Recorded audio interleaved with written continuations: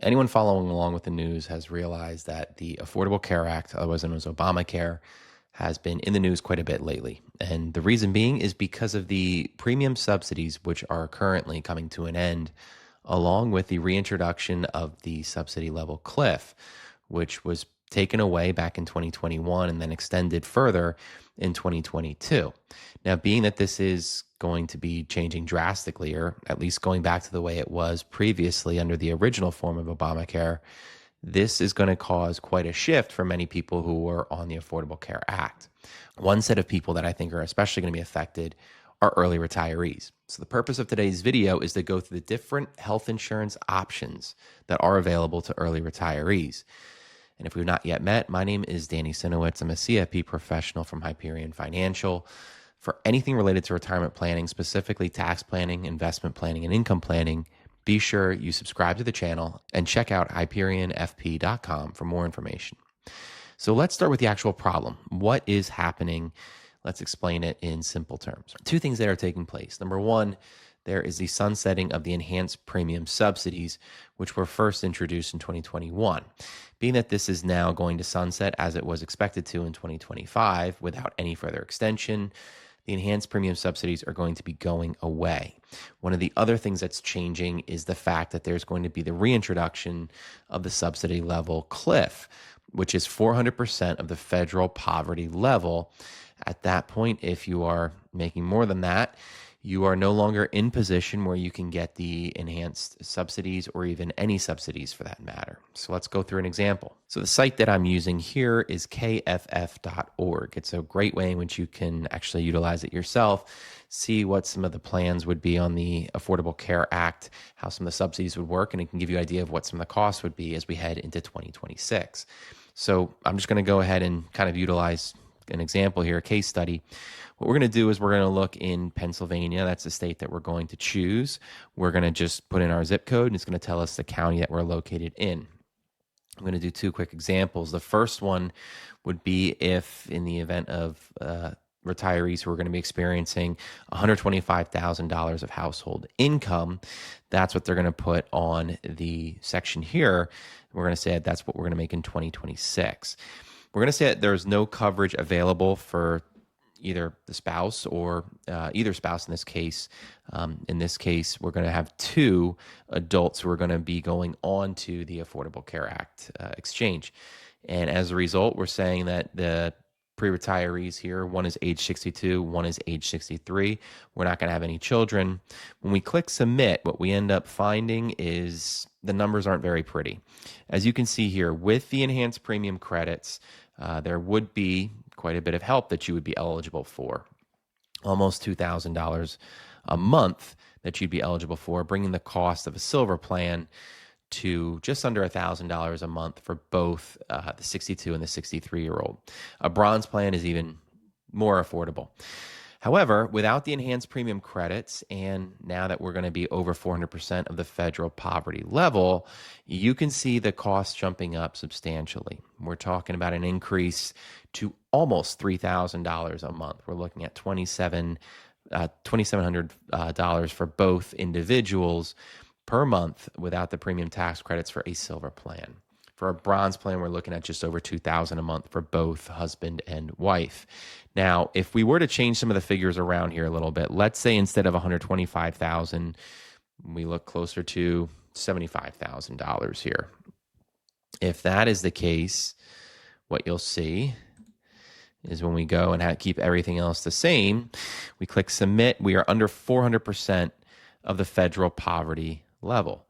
As a result, the enhancements are actually pretty nice. I'm sorry, without the enhanced premium subsidies, it's still going to be more, but it's going to be a lot less than we saw in the previous example.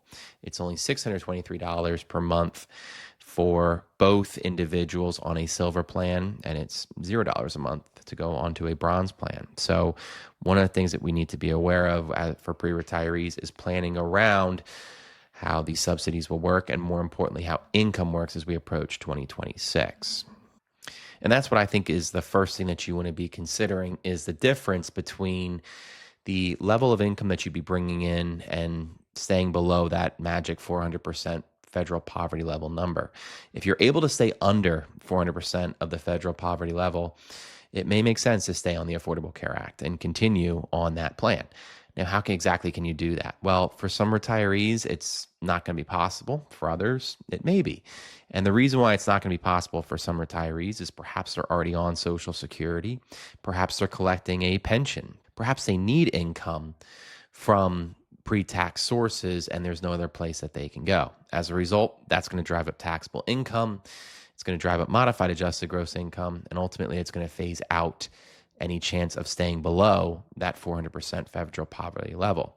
If you're able to stay under it, though, by utilizing after-tax sources, perhaps you have a Roth IRA or Roth sources in which you can tap into, that could keep you under the 400% federal poverty level and thus allow you to plan ahead and put yourself in position where you can actually take advantage of the Affordable Care Act and therefore keep your premiums down. Now, this may take away from some strategic tax planning maneuvers that you could look to make.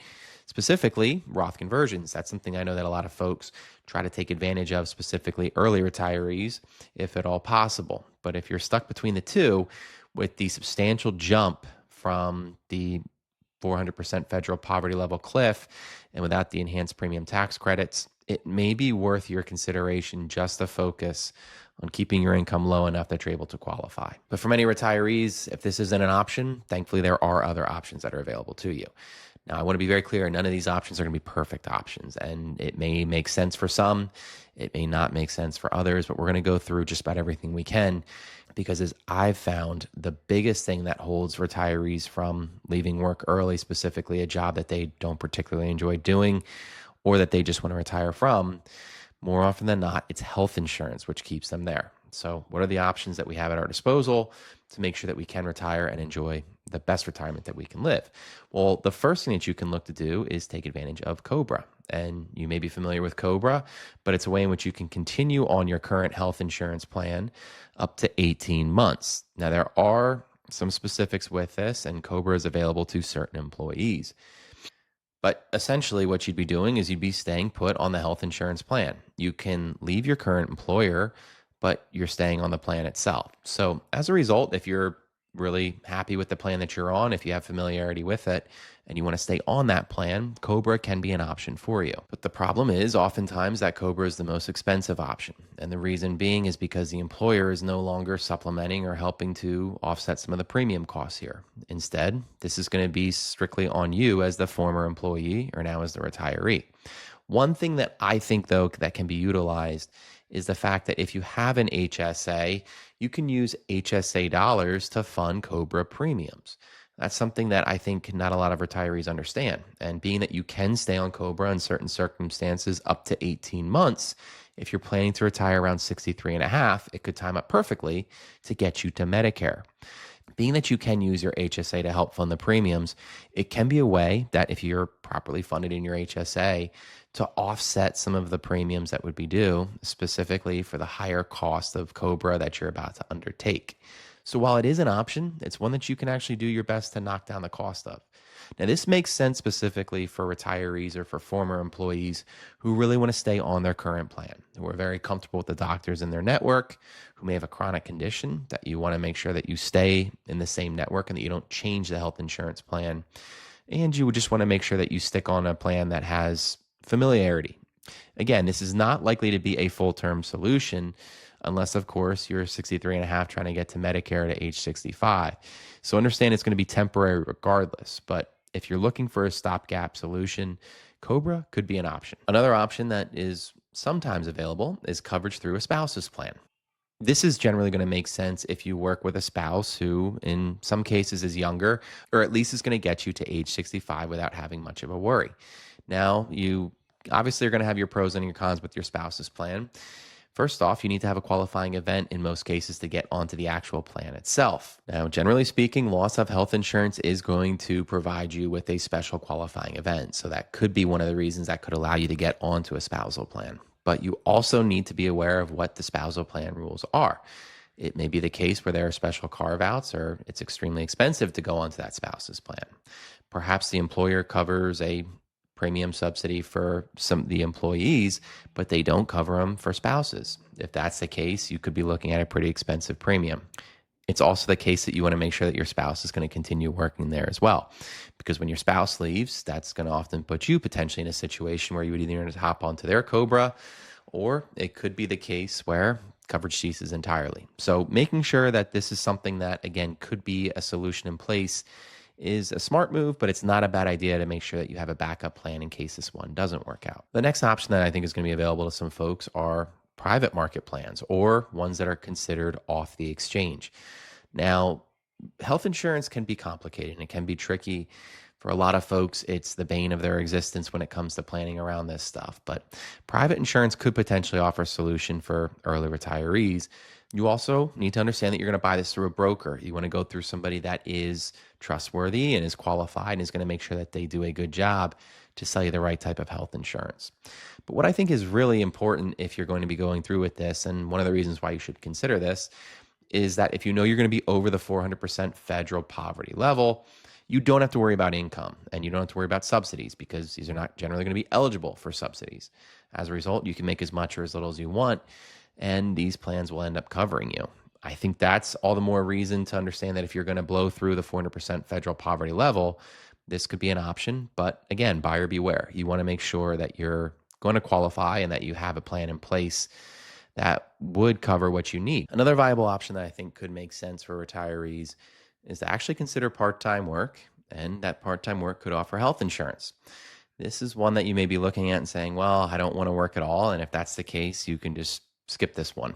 But that being said, there are some retirees who are just ready to get out of their current position, but will still need something to do. If you still need something to do, or you still want something to do, perhaps it's a job at a less stressful position, or a job that maybe isn't involved in what you're currently doing, but could be a career change altogether.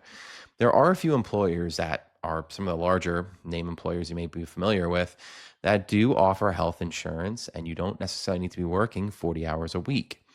You're going to see here a list of some of the different companies which are actually going to provide some level of health insurance for some level of hours worked, which again will be considered part-time work.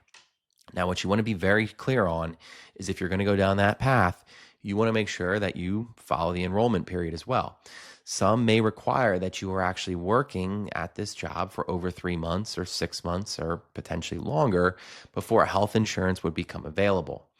Being that that's the case, you don't necessarily just want to think that you can go from one spot to another without first qualifying and making sure that the enrollment actually is going to take place for you. That said, if you're open to working into a retail position or perhaps at Starbucks, this could allow for a great opportunity to continue working part-time on a more friendly schedule, while also giving you the option to purchase health insurance. I think with all of this is something that could provide you with the type of retirement that you want to have. But again, if working part-time is not something that you want to be doing, perhaps this isn't the solution for you. Regardless, I think the biggest thing for most pre-retirees, especially ones prior to Medicare, is that you need to have a solution in place, a potential solution in place at the bare minimum. And I think it's good to have a backup option or two in place as well. I've met retirees who are just done working where they're at. They're sick and tired of working for the same employer. They want to get out, and they want to do so prior to age 65. So your options either suck it up and continue working until age 65, or considering one of these other options that could be available to you. But health insurance is expensive, and it's one of the things that if you don't properly plan ahead for it, it could end up biting you when you least need it to. So make sure that you have a plan in place and consider one or a combination of these options, or there could be other ones that I'm not mentioning. And if so, make sure you listen in the comments section below to help who's ever watching this video understand that there are options available and that you should be making sure that you live a retirement that you best want to be living. You don't necessarily have to be doing so at your employer just for the health insurance that keeps you there. And as I mentioned before, your HSA can play a pretty powerful role when it comes to health insurance planning. And if you're not familiar with the one rule that allows you to transfer some of the IRA dollars that you may have in a pre-tax account to an HSA, I recommend you check out this video right here, because it can give you an idea of how you can fund your HSA, again, with pre-tax dollars. And you can do this move one time, and it's a tax-free event. Make sure you check it out.